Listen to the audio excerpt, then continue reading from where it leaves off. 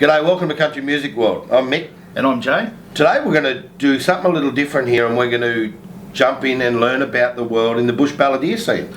And this bloke, he loves to spin a yarn, likes to have a drink, sit around the campfire. Oh, they all love a good drink, these fellas. And there's a big community of these guys that travel hundreds and hundreds and hundreds of kilometres every single week to take their music around the country. They're very, very family orientated. They love telling the stories, whether they're true or false. It's irrelevant. You never get in the way of a good story. He's won a cattle truckload of awards, and I'm sure there's only more coming. Make sure you subscribe to the channel, hit like on the video, share it around, and let's get to know a little bit more about Dave Duncan. And across to the Kimberley Plains, got along with rough riders, ringers and truckies, and the farmers as they pray for rain. With an easygoing style, stop and yarn for a while, so he made friends with... We're going to cut across to Dale, who's probably at work. We got you there, Dale? How you going, Dale? Buddy? How you going, mate? Welcome to Country Music World. Thank you, mate. Thank you so much. Thank you for spending a bit of time with Jay and myself today. That's all right. No worries. Now listen, mate, I'm just trying to tell you, where I put my phone down, there is now about 1 million ants crawling. Mate, if you see an ant crawl over, the ants are covering the phone, left, right and centre. Well, we're not here to listen to you complain. we're here to talk about your music. That's it. Yeah. Oh, I love you, Dale. Mate, likewise, the feeling's mutual. I've missed you all these years. So let's get straight into this. Hey, Dale, what got you into country music, mate? What was the thing? Mate, I suppose, mate, I was born in a family of country music. My dad's Dave Duncan, who, back in the 60s and 70s, mate, he was a legend in his own right. His best mate was Gordon Parsons, and he used to do a fair bit of travelling with old Ned, and he was mates, with Slim Dusty, and all the greats of the 60s and 70s. Rex Lindsay. So, look, I grew up in a household where he was away a lot of the time, performing at, back then it was circuses, and there wasn't as many country music festivals back then as there are today. So, he was away a lot on the road, and that's how I was brought up, mate. Him sitting around a campfire, singing traditional Australian country music. Mate, the sad thing was, I was around about 10, and my mum and dad split up because of that way of life. And so, I lived with my mother in Grafton, and my dad stayed in Sydney and became an alcoholic and just travelled around with all those, like old Gordon Parsons, mate. They all loved to drink, and they used to just travel around, and they weren't probably in it for the money, but I guess, they'd pull up at a pub and say, look, can we play for an hour or so, and all we need to get, a food and a few beers. And I'd probably bet a lot of the places back then probably wish they did give $300 or $400 because you probably drank a lot more than that. Those. That's how I got into country music, mate. Yeah, those days you're talking about. That's the pioneer. That's the pioneer tune. Them caravan days, man. That's. Mate, they loved it, and I've since rekindled our friendship with my dad, probably about 13, 14 years ago now, and it's really great to sit down and listen to a lot of his old stories, and hence the one of them was that I really listened when my wife fell pregnant with my little girl. I still call her a little girl. She's 13 now, but I got back in touch with my dad, and I knew that he'd written one hit, mate. It was called Malabar Mansion. Back in the 80s, I think it was, he used to drive some trucks. And look, if you accumulated some fines and you couldn't pay them, you could put your hand up, and I think it was $100 a night to get thrown in a slammer. He couldn't afford some of his fines, so he put his hand up and threw him in Long Bay Jail. Oh. Now, depending on when you ask him, if he's had a couple of drinks, it's only for 2 or 3 days, but the more beers he has, the longer he was in Long Bay Jail. But while he was there, mate, he wrote this song called Malabar Mansion, he gave it to Gordon Parsons, who released it in 1982 on one of his last albums. And mate, that was my first hit, because I did it back in 2007, and I just went from there, mate. I picked up some awards, and it got jumped on the chart. It was from that moment on, I thought to myself, wow, I want to get back into the bush ballad traditional scene. All right, so Dale, it's a really good fit for you being in the Balladeer scene and coming obviously from such good family stock, being Dave, your old man. You know, the Balladeers themselves, compared to our commercial country artists, the ones that are all over the radio and the telly and all that, they seem to get a bit more airplay than you guys. But man, the Balladeer scene is strong, and there's something happening for you guys every week, and there's hundreds of you guys out travelling, doing big miles every single week. Yeah, isn't it? Well, mate, 100%. Mate, I did during the first country.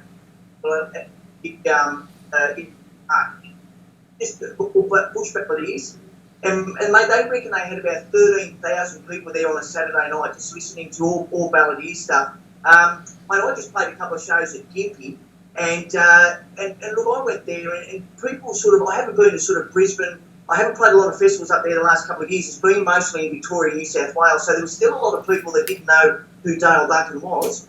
But mate, on my last show on the Saturday morning, I had standing room only. Mate, there would have been 300 people there watching me pump out bush ballad songs, and you know, and people loved it. People loved going back to the old, you know, storytelling songs, and they can relate to the stories and how the stories were written. And mate, I absolutely love that. I often say, and you know this more than anyone, prior to me doing a lot of the bush ballad shows, I was just, you know, I was in the pub scene and the club scene for a while, doing covers and some contemporary country music.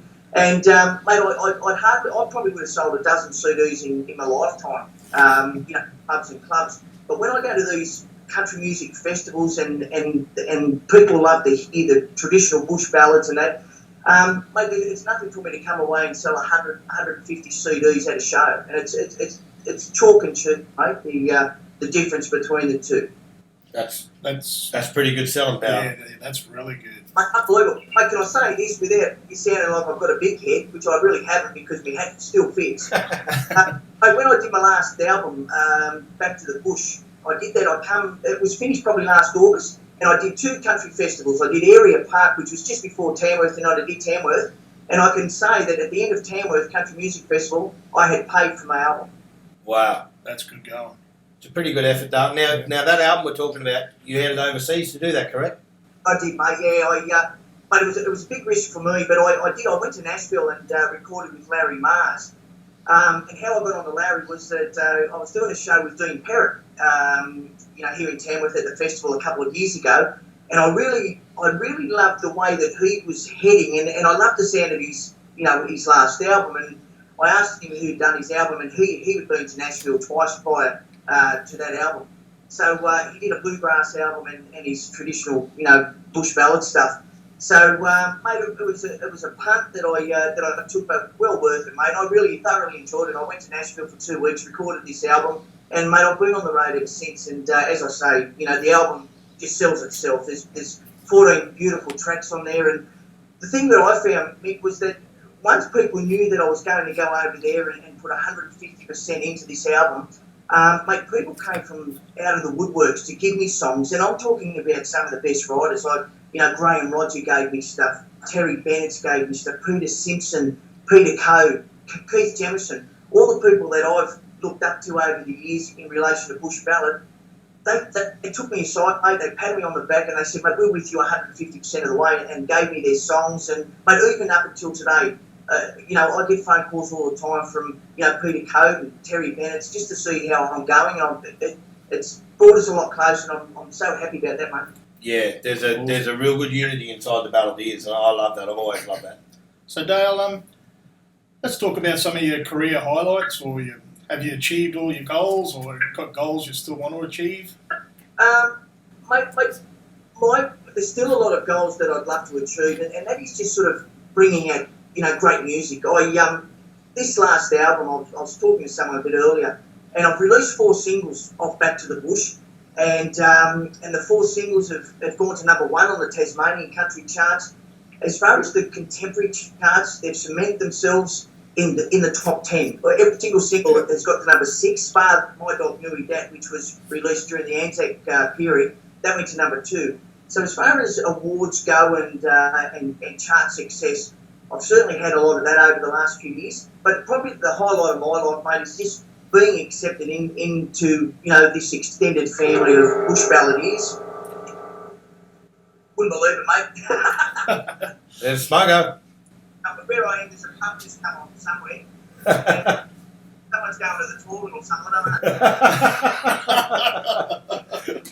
Mate, Dale, you know, real quickly, mate, if you had some advice that you could hand down to, whether it be any artist at all, any new kid that's about to come into this scene, or someone that's sitting there thinking, I want to have a crack at this, what advice would you give them, mate? What's your simple advice for them? Mate, the only advice I could give someone new is just be yourself. You know what I mean? Learn about the history of what you want to do now, whether it's you know, whether you want to get into the bush ballad scene, or whether you know, and I think it's a case, mate, of thinking to yourself, not getting into it. Like a bush ballad's a bush ballad. Traditional country music's traditional country music, and mate, if it's not in your heart, don't force yourself to do it. Find something that is going to be your niche. Find something that you can put your whole heart into or sing about.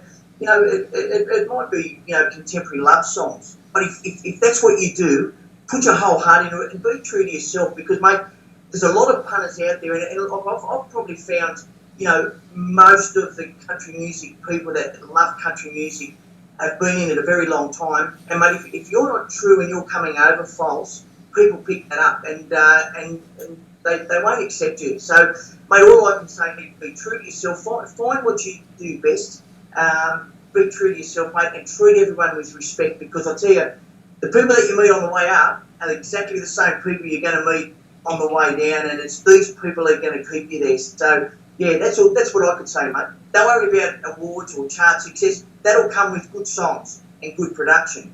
But, you know, if you're going to be in the industry for a very long time, mate, treat everyone with respect, and in turn, they'll show you the same respect. Nice, man. Nice. Yeah, very good. Very Nice. Yeah. I like that. I like it. You know, from even our early Tamworth days, Nick, that's why I've always treated with respect. Yeah. Because you're a big brute. You treat me with respect because I'm 5 times bigger than you. That's honest truth. And I hug you until you make this respect there. You're scared not to respect me. And I love your hugs, mate. It's like going into the jungle and getting a big bear and just... Well, I love giving them. Yeah. How's Di, mate? I love Di. She loves you, mate. She saw you yesterday and she said, how young's Mick looking? I said, get Nick. I'm going out tomorrow to buy a wig. No. It's just, we've always had this special connection. Yeah, mate.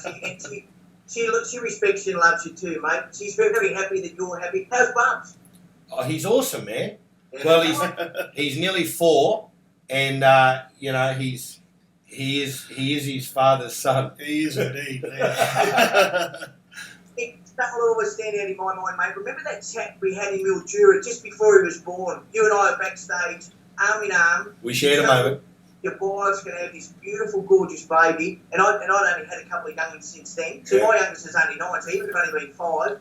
And I said, mate, every single day, cherish every day you've got with him, because, and mate, that's probably the last time I spoke with you down at a festival. Yeah, that was, so he's talking about Mildura Festival, and that's the last weekend of September, October weekend, and Isaac was born on the 28th of December, so it was only about 6 weeks prior to that, mate, and good math there. See, I'm a guitar player, so I don't have to do the sums, but, you know, it was only a couple of months later he was born, and you're right, mate, and I've remembered that conversation a lot. It was a good moment we had, and I really do like that. So Dale, where can people find you out in cyberspace, and if they want to find out more about Dale and where you're playing?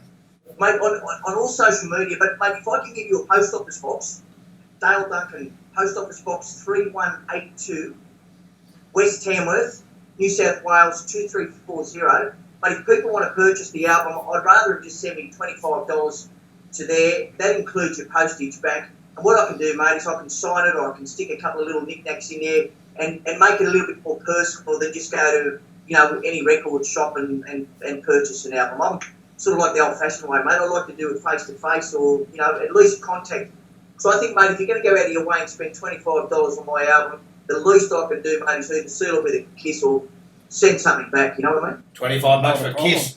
We'll hold you to it. I'm going to buy like a dozen on the first night I see you. Yeah, can you lend me some money, Jay? We'll make sure everyone knows where to find you on Facebook and YouTube and all those places. And we'll put your address in there as well, mate. Yeah, we'll put all your details in below, Dale. Now, listen, mate, we know you're at work and we know you've got to go. Thank you so much for your time. We wish you the best, and we're going to talk to you a little bit more as the future goes on, and we'll really sort of get into your music side of things a little bit better, especially in Tamworth. We'll find you in Tamworth. Absolutely. And behalf of Jay and myself, mate, and everyone at Country Music World, we thank you so much for taking some time out of your day today. Yeah. And my pleasure, mate. Anytime, I really believe, mate, in what you're doing. What a great concept, and mate, you know, we're all in it together. So thank you so much, guys, for your time, and we'll see you around, mate, for sure. good on you, Dale Duncan. Thank you for being a legend, man. Thanks, Dale. Thanks. See you, buddy. See you, mate. Yeah. Well, there you go. He's a pretty funny lad, isn't he, Dale? Mate, he's a character, but aren't they all? The Bush Balladeers are all characters. He's a bit of a larrikin. We've spent some time together, me and Dale, over the years, and you know, some stories we definitely won't put on the video. Look at you, Dale. You That'll know, be for the blooper reel. yeah, Dale. definitely for the blooper reel. Look, every Balladeer I've ever come across, and I spent a lot of time early in my career inside with these guys and the people that he mentioned, they're still in this, and they're a wonderful, tight community of performers, and you know, every chance I get, if they're around, I'll go and hang with them, because there's always a drink on and you're going to laugh, you know, it's just fun. And the stories that even the young guys going into the Balladeer scenes now, the stories that they have, they're funny, you know, and they're just rat bags, a whole lot of them, you know, but they'll do anything for you, and you know, and they love singing their songs. And the cool thing about the ballads is it's real. It's about our people, and it's about our country, and It's sort of like the spirit of Australia in a song. it totally is, you know. Anyway, Dale Duncan and everyone in the Bush Balladeer scene, and hopefully, Jay, I really hope we actually get to talk a lot more of the Balladeers, because I love talking about I'm it. sure we will, Mick, because it's traditional Australian music, and that's what we're all about here at Country Music World. We want to talk about all forms of country music. Absolutely we do. Dale Duncan, on behalf of Jay and myself and everyone here at the Country Music World, we wish you all the best in your future. Go check out Dale Duncan. Do you love country music? We love country music.